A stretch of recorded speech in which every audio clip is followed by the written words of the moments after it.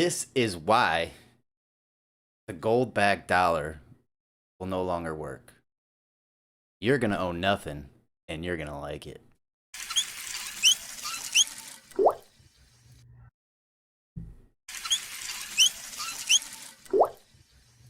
I've put together this video. It's going to be showing some clips of our monetary system, gold, where it's at, how much do we have, how much is left, who has it. In the articles that I read and the research that I've done, it's really hard to peg down some of these numbers. It is absolutely crazy. It's mind-blowing. You definitely want to stick around to the end, get the final numbers, my final thoughts, and the follow-up video to this video. So starting off, we have our gold-backed dollar. As everybody knows, that was eliminated in the 70s by Nixon, and we've been on the fiat system ever since. Some people like to say that we should go back to the gold-backed dollar. So how would that happen? So how much gold is there out there? And now, again, these numbers are not 100% correct. As the Gold Council says, there's 201,000 and some change tons of gold, leaving another 53,000 tons left identified already in the ground that we can go and get and bring up eventually. But the main thing that you can see there is 50% of it is gold jewelry. Now, how do you track gold jewelry that's been passed down for generations, thousands of years? You really can't. You know, there's probably some still undiscovered in Egyptian tombs and people's graves that wanted to be buried with it, things like that. So absolutely not 100% correct number. So here's just a little gold chart from 2013 to 2022. As you can see, back in 2013, gold was just on its way down after the financial crisis of 2008. 2019, everything started to rise up again. 2020, we all know what happened there. Huge skyrocket there. And then since, rapid spending. And you see the gold level up and down, but mainly up and way up. Where's all the gold? There's only 53,000 tons left. Hey, what's that doing? So here is the estimated monetary value of all the gold out there, which is 9,979,000,000 and a bunch of other numbers. It's not a lot of money compared to what we've been throwing around, right? So the top 10 countries are right there: Japan, Mexico, Russia, Bangladesh, Brazil, Nigeria, Pakistan, India, United States, and this is what is very concerning, these numbers right here. United States is lagging behind quite a bit. Now, again, these numbers could be off. Nobody truly knows what China has. Probably not India or Russia, for that matter. They've been stacking very hard the past 5 to 7 years. But the U.S. seems to be lagging behind in this chart. Again, numbers are numbers. Numbers could be wrong. We don't even know what's in the Federal Reserve or the Fort Knox, because they won't even let us go look, right? 40 trillion US dollars physically in the world today, right? This includes all physical monies deposited in the savings checking accounts. We're 2.1 trillion, just 8% of money is physical. Other 37 plus trillion dollars is all digital currency. We're already in a digital system, right? So they can adjust those numbers and do whatever they want to them. Already 100% almost. It was 8%, so we're 92% digital already. Everybody's scared of these cryptocurrencies, and you know, it is speculative. Don't get me wrong. But the government's a little bit weary of them, right? We've been hearing a lot of things lately. Who owns it? This is sickening. It really is. 50% owned by 2,665 billionaires, 25% of it owned by millionaires, 15% owned by 60,000 ultras up to $100 million. And that's just such a huge gap that they should have another number in between that. 15% owned by 90% of the global population.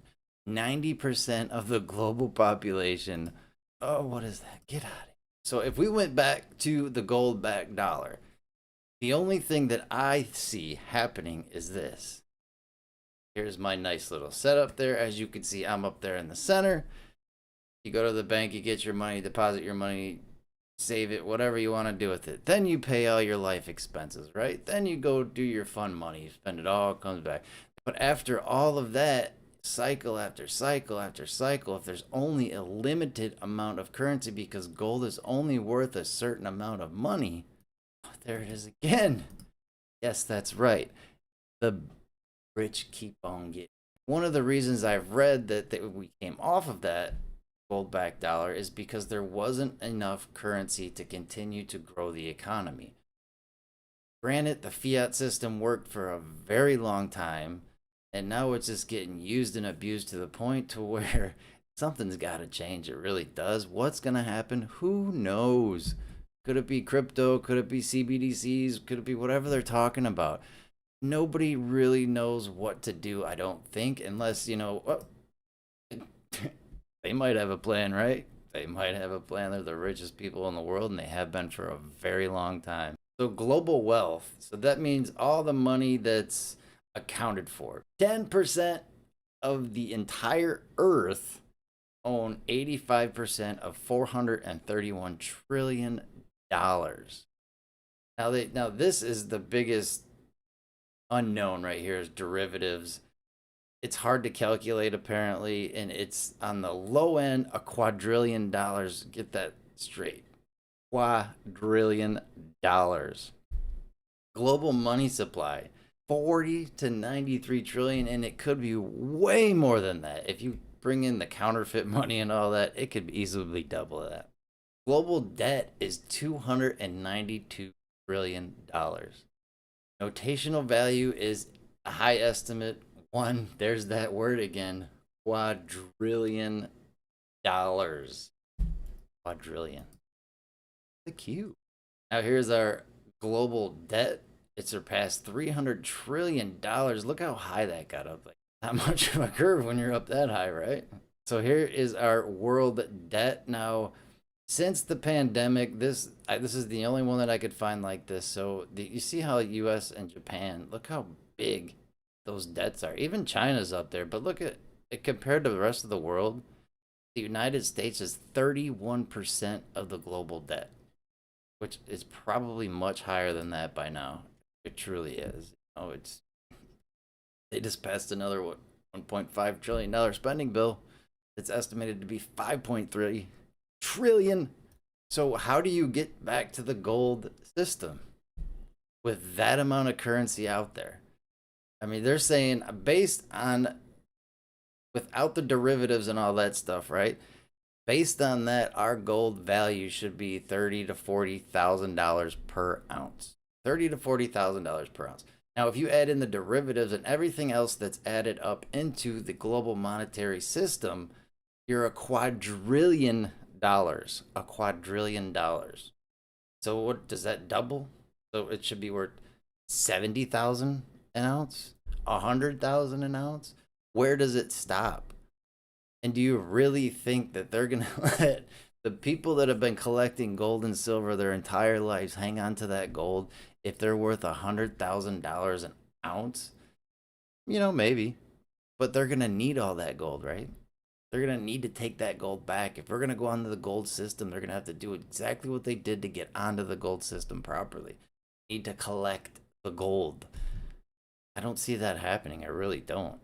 So to get onto the gold system, to me, is just it's child's play when you think about these unbelievable numbers. Quadrillions we're talking about, and these are low estimates in the most part. Some of them might be a little bit high, but again, calculating the speculative money, which is the derivatives and all that stuff, I don't know how to explain that 100%. I will leave that up to you people to put it in the chat if you want to talk about that, if you want to explain that better. But I just wanted to show you some astronomical numbers that's out there right now, and why going back to the gold system with the limited supply of gold that we currently have, that you're talking about 254,000 tons, and there's only 53,000 left that they know is in the ground that they've already found. And I mean, there's future explorations. You could find this. They could find the holy grail of gold mines somewhere. But until they do, you gotta triple, if not quadruple or quintuple the number that we currently have and are able to get. That is not a lot of gold when you're talking about quadrillions.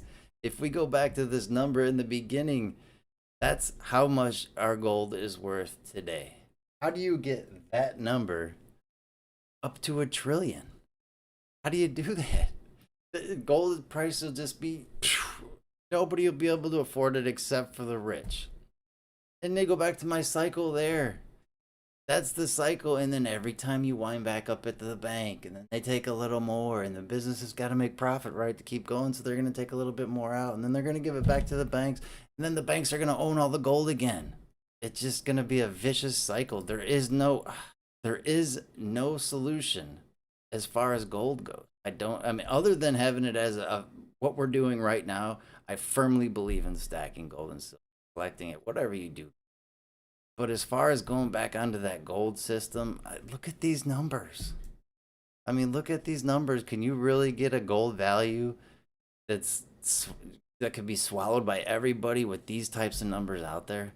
I just don't see it. So in any event, I hope you enjoyed that little short story of how much debt we actually have, how much fake money's out there, and how the gold system, in my eyes, just will not work. It can't go back to that. I don't see us being able to value gold at that level. Let me know what you think in the comments. Let's keep this train rolling and kick it on over to Everyday Opportunity. Plumber Stacker. See ya. Thanks for watching the Plumber Stacker, where I show you my stack, but not my crack. Please like, share, and subscribe.